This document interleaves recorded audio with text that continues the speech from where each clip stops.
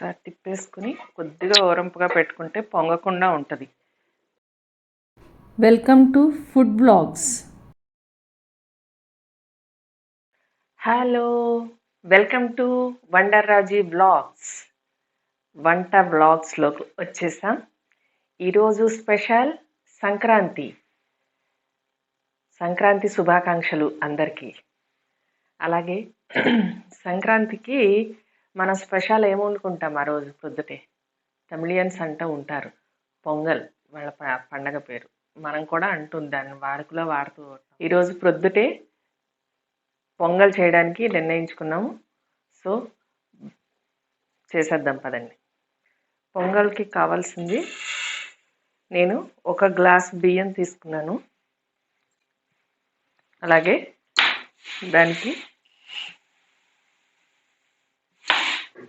అందరూ 1/2 గ్లాస్ అంటారు, కానీ ఈ టేస్ట్ అంతా పెసరపప్పుతోటే వస్తుంది. 3/4 గ్లాసు పెసరపప్పు తీసుకుందాం.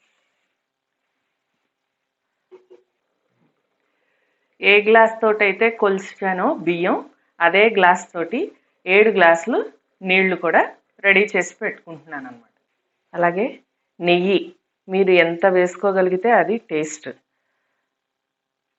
జీడిపప్పు 100 గ్రామ్స్, జీలకర్ర 1 స్పూను, ఆవాలు 1 స్పూను, సాల్ట్, కరివేపాకు. దీనిలో స్పెషల్ ఏంటంటే అందరూ మిరియాలు వేస్తూ ఉంటారు, కానీ నేను మిరియాల పొడి తీసుకుంటాను. మీరు ఈ టేస్ట్ ఒకసారి చేసి చూడండి. అలాగే ఇంగువ కంపల్సరీ, మోస్ట్ ఇంపార్టెంట్ ఇంగువ. దీనిలో బాగా ఇంపార్టెంట్ ఏంటంటే నెయ్యి, మిరియాల పొడి, ఇంగువ. సాల్ట్ తప్పదనుకోండి. ఇప్పుడు మొదలు పెట్టేద్దామా?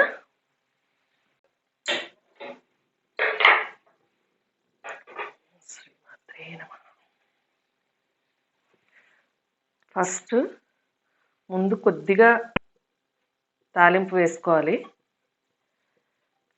చాలా లైట్గా అన్నమాట. అయిపోయిన తర్వాత మళ్ళీ తాలింపు వేయాలి.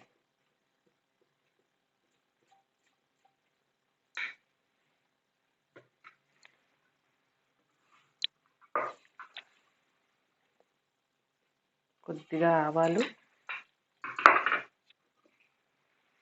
కొద్దిగా జీలకర్ర, లైట్గా ఇంగువ వేసి కొద్దిగా వేడి చేసుకున్నాను.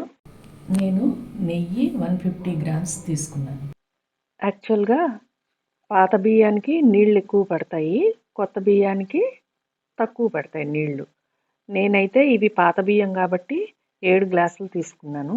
మామూలుగా 5 గ్లాసులు సరిపోతాయి కొత్త బియ్యం అయితే. అది మీరు వాడే బియ్యాన్ని బట్టి అడ్జస్ట్ చేసుకోండి.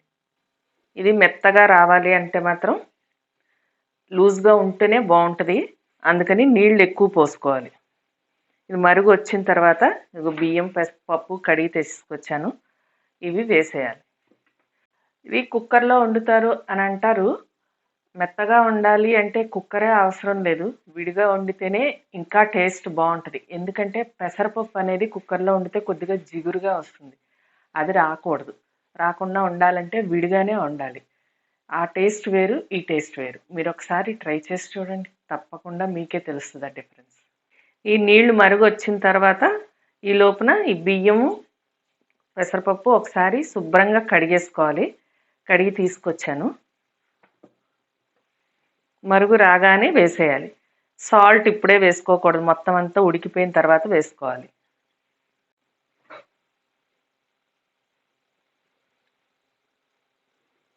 మరుగు వచ్చేసిందండి.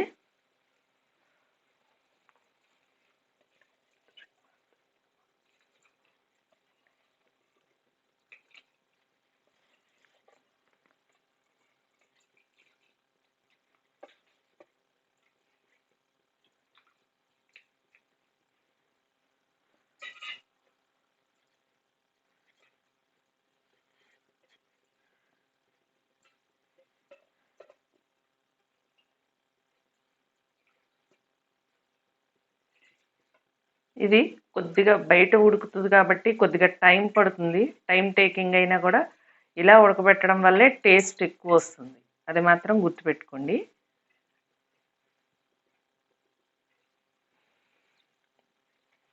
అలాగే మనం కొద్దిగా నెయ్యి వేసాం కదా, నెయ్యిలో ఉడకాలి కదా. ఇప్పుడు అది మూత పెట్టి ఓరంపుగా మూత పెట్టాలి.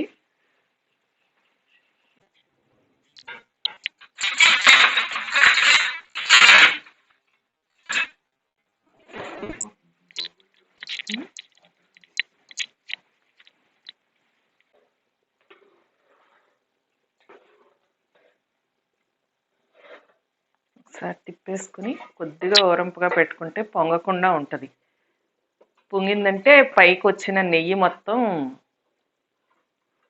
పోతుంది. అందుకని ఓరంపుగానే పెట్టుకోవాలి. సిమ్లో పెట్టేసి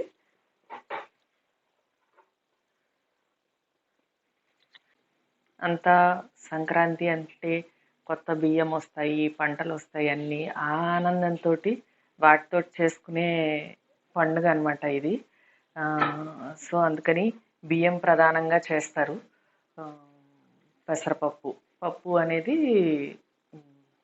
ప్రధాన ఆహారం కాబట్టి ఆ రెండు కలిపి పొంగల్గా చేస్తారన్నమాట. అలాగే శీతాకాలం మిరియాలు ఆరోగ్యానికి ఎంతో మంచిది. శీతాకాలంలో అది పెసరపప్పు చలవ చేస్తుంది, మిరియాలు వేడి చేస్తాయి, రెండు బ్యాలెన్స్ చేస్తాయి అన్నమాట. అందుకు మిరియాలు వేస్తాము. ఈ మిరియాలు అనేవి పిల్లలు తీసి పడేస్తూ ఉంటారు, ఏరి పడేస్తూ ఉంటారు. అందుకు నేను పొడి చేయడం చూశాను. ఒక చోట గుడికి వెళ్ళినప్పుడు ప్రసాదంలో చూశాను, చాలా టేస్టీగా ఉంది. అప్పటి నుంచి నేను పొడి వేసే చేస్తున్నాను. చాలా టేస్టీగా ఉంటుంది. మీరు కూడా ట్రై చేసి చూడండి ఒకసారి, తప్పకుండా వస్తుంది. అలాగే నెయ్యి, ఆవు నెయ్యి ఎలాగో శ్రేష్టం. ఇవన్నిటికీ కలిపి ఒక ఔషధ రూపంలోనే ఉంటుంది ఈ ప్రసాదం కూడా ఈ సీజన్లో, ఈ వింటర్లో. అందుకు ప్రత్యేకంగా సంక్రాంతికి పొంగల్ అనేది వండుతారనమాట.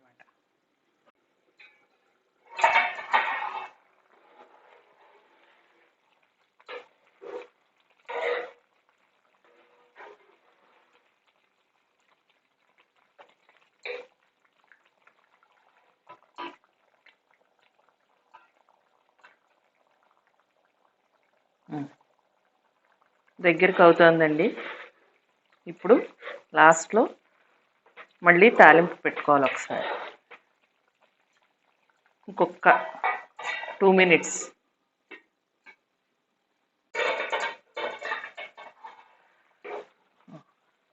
అయిపోయిందండి, ఉడికిపోయింది. ముందుగా ఇప్పుడు కొద్దిగా సాల్ట్ వేసుకొని, రుచికి సరిపడా సాల్ట్ 1.5 స్పూన్ వేసుకుంటే సరిపోతుంది.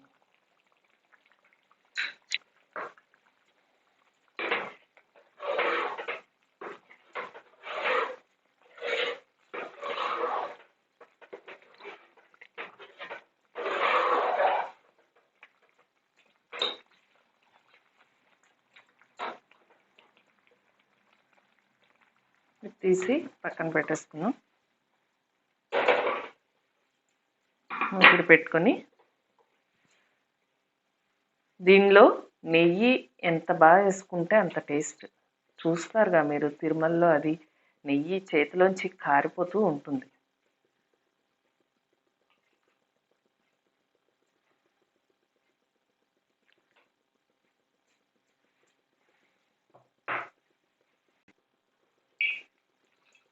నెయ్యి వేడెక్కింది. ఇప్పుడు జీడిపప్పు వేసేస్తాం.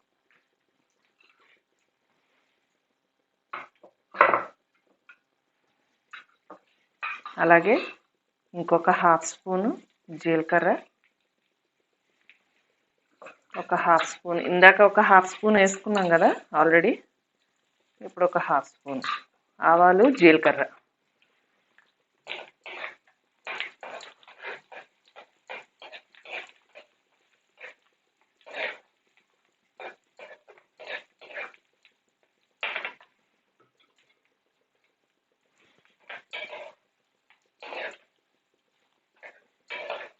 జస్ట్ లైట్ బ్రౌన్ వస్తే చాలు, రంగు మారుతుంది చూడండి.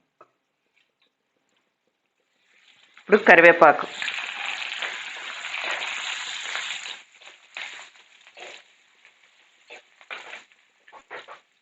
సిమ్లో పెట్టుకోండి.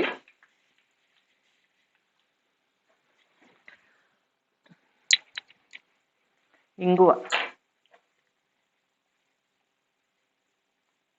ఇది అప్రాక్సిమేట్గా ఒక హాఫ్ స్పూన్ ఇంగువ పడుతుందండి.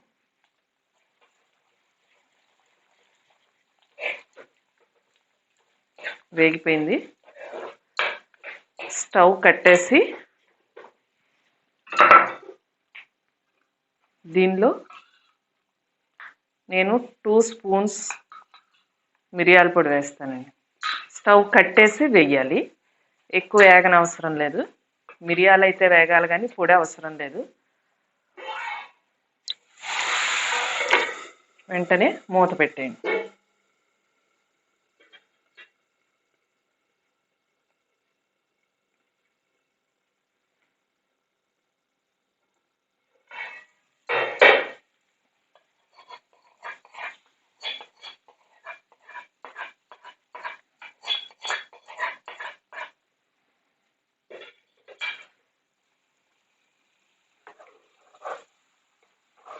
రెడీ అయిపోయిందండి పొంగల్.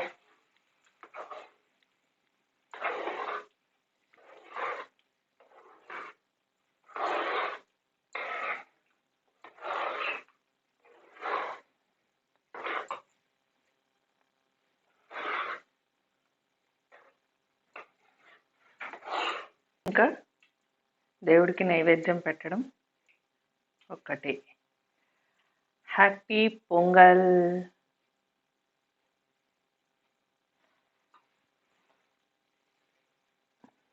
తులసి. పొంగల్ రెడీ.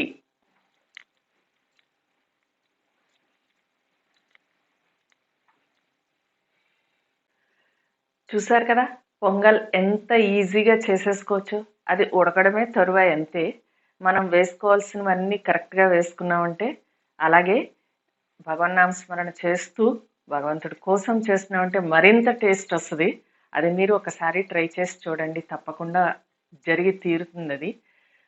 ఈ విధానం కొత్తగా చేశాం కాబట్టి ఈ విధానం కనుక మీరు ట్రై చేయండి. ట్రై చేసి మీకు టేస్ట్ ఎలా వచ్చిందో నాకు కామెంట్ సెక్షన్లో పెట్టండి. అప్పుడు మేము చేసిన దానికి కూడా ఫలితం నాకు వస్తుంది. సో నెక్స్ట్ టైం మరింత మంచి బ్లాగ్స్ తోటి మీ ముందుకి వస్తాను. అప్పటి వరకు బాయ్ బాయ్. ఈ బ్లాగ్ కనుక మీకు నచ్చినట్టయితే లైక్ చేయండి, షేర్ చేయండి. అలాగే ఫస్ట్ టైం చూసేవాళ్ళు సబ్స్క్రైబ్ చేయండి. అలాగే పక్కనున్న బెల్ ఐకాన్ నొక్కడం మాత్రం మర్చిపోవద్దు. ఎందుకంటే మా నోటిఫికేషన్స్ అన్నీ మీకు ఎప్పుడయ్యప్పుడు వచ్చేస్తూ ఉంటాయి.